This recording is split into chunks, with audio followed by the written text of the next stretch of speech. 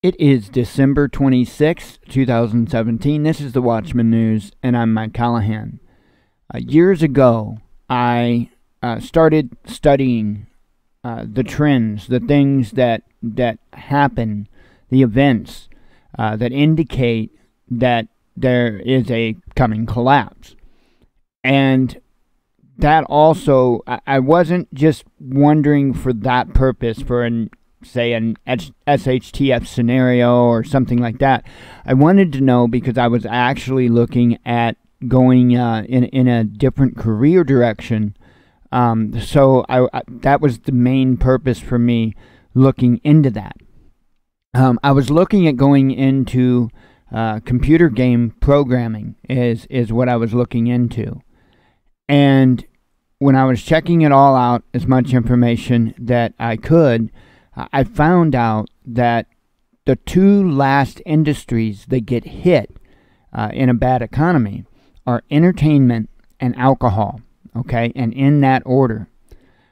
So what happens is when people are squeezed enough, they stop going out and doing the extra things that they may have done before, movies being one of those things. So going out to eat, all that, all different things people would do extra if they could. But entertainment is something that is particularly important in this, especially movies, okay? And what happens is alcohol sales rise. Every time times get rough, whether it be war, whether it be economy, whether it be anything, you see a rise in alcohol sales. But when you see the alcohol sales get hit, you're done for. You're done for. But right before that happens, you'll see a drop in entertainment, okay? And so I've seen a couple of people, just when I was looking at this and finding a good link, I had seen that there had been a couple of people that had reported on this a few days ago, but it totally went past my radar. I didn't catch it until today. The article I found is in LA Times, and I'm just going to read the first section of the article. I'll put the link down in the description, and you can go and finish it up if you'd like. But I really do feel that this is the canary in the coal mine. And in fact, that's pretty much exactly how I seen it explained when I was doing that research years ago.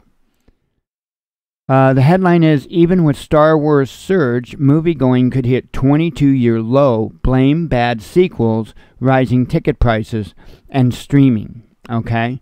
Now, you notice how they're putting the blames off on everything but what's going on.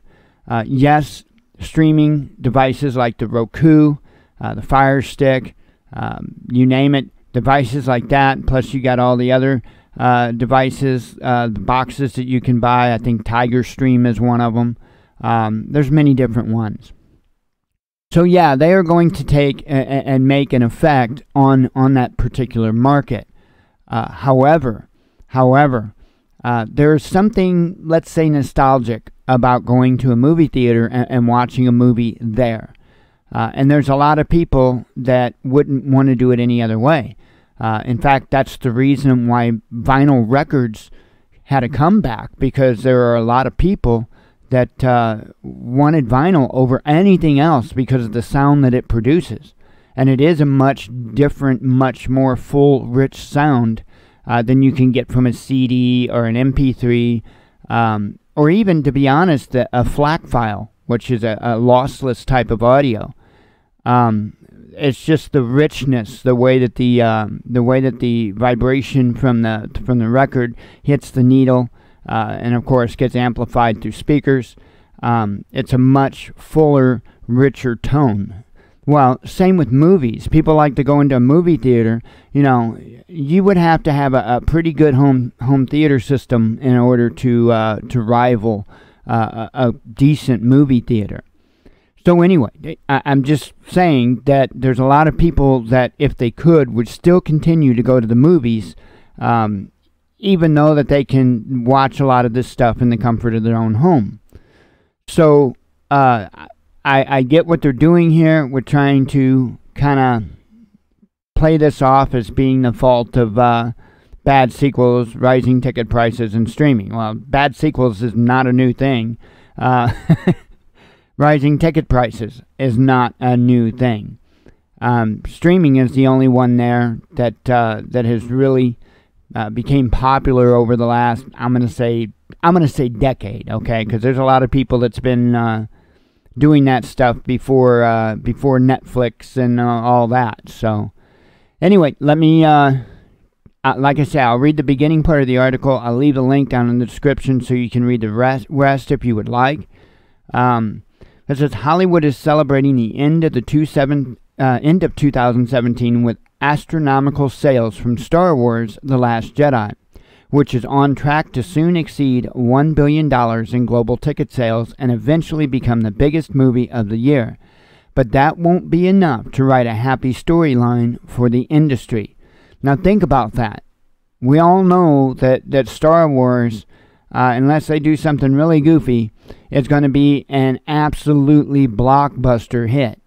Okay? So could you imagine where the industry would be if Star Wars didn't come out?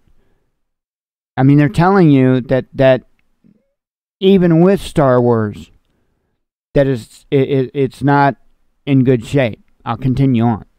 Although 2017 movie ticket sales in the U.S. and Canada are expected to dip just below last year's record of 11.38 billion, the number of tickets sold is projected to drop 4% to 1.26 billion, the lowest level since 1995, according to preliminary estimates from studio executives.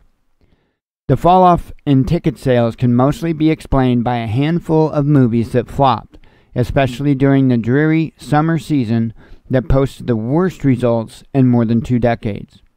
Even such massive hits as Wonder Woman or Thor Ragnarok and It couldn't make up for the lackluster summer lineup populated by rickety franchises like Alien Covenant and poorly reviewed retreads like The Mummy. However, the long-term decline in attendance reflects systematic challenges facing the industry. Audiences are spending less time going to the movies and are consuming more entertainment on small screens and through streaming services such as Netflix and Amazon that are spending billions of dollars on original video content. At the same time, while higher ticket prices have helped to offset attendance declines, they have made consumers pickier about what movies they're willing to go see. And those increasingly discerning consumers turn to social media and Rotten Tomatoes to decide what's worth their time and money. You cannot pull a fast one on the audience, said Greg Foster, chief executive of IMAX Entertainment. The tools that are available for consumers to decide how and where to spend entertainment dollars are so vast. Consumers know what works and what doesn't long before the product becomes available. Challenges at the box office are helping to fuel a wave of media consolidation. Walt Disney Company or Corporation this month announced a blockbuster deal to buy entertainment assets from Rupert Murdoch, sorry about that, 21st Century Fox for $52.4 billion. Murdoch's surprise decision to sell the bulk of his media empire was at least partly motivated by concerns about the future of the movie business in a world dominated by streaming, analysts said. Cinema chains also are bulking up to better compete. Regal Entertainment Group, the nation's second largest theater owner, last month agreed to sell itself to British theater company Cineworld for $3.6 billion. That's nuts. That's nuts. For studios, the box office has become a land of princes and paupers, with a handful of movies and a couple studios increasingly dominating the business. As of December 17th, Walt Disney Corporation and Warner Brothers accounted for 40% of domestic market share. In 2012, the top 2 studios, Sony and Warner Brothers, only took up 30% of the industry's total. Of the 165 wide-release movies this year, the top 20 claimed 51% of the ticket sales in 2017, representing an increase of 2 percentage points from last year, according to estimates from distributors 5 years ago. The 20 biggest movies accounted for about 40% of annual grosses. It's a really binary business between the haves and the have-nots, said Jeff Goldstein, head of the domestic distribution for Warner Brothers. Nowhere was that trend clearer than last weekend when the animated Fox movie Ferdinand opened against Disney's The Last Jedi. The $111 million kids film about the Fighting a Verse Bowl opened with a pitiful $13 million due to a lack of audience interest in the story and competition from Pixar's hit computer animated movie Coco. By contrast, the new Star Wars opened with $220 million, nearly 17 times Ferdinand's debut. So, I would keep a close eye on this because I think it's a clear indicator of where it's going, and I would also say that I've seen it that like the satellite companies, the cable TV companies, they've also taken a hit. Okay, they've also taken a hit, and let me tell you something. We've got Netflix, and it's not really all that. I mean, now I'm a bit picky, but there are times that I struggle to find anything I want to go to sleep to, right? It's just Netflix ain't all that. They've got some decent series and stuff like that, but I'm having a hard time believing that Netflix is really giving the movie theaters a run for the money, because for one, it's going to be a long time before that movie comes out on Netflix. And I know there's other companies too, Hulu and Amazon Prime Video or whatever it's called. I know there's other ones too, but I really don't think. I really don't think that they are making that much of an impact on movie ticket sales. I just don't buy it. So, anyway, just keep an eye on it. I was learning years ago about how that was a very clear canary in a coal mine, and I figured I'd point that out.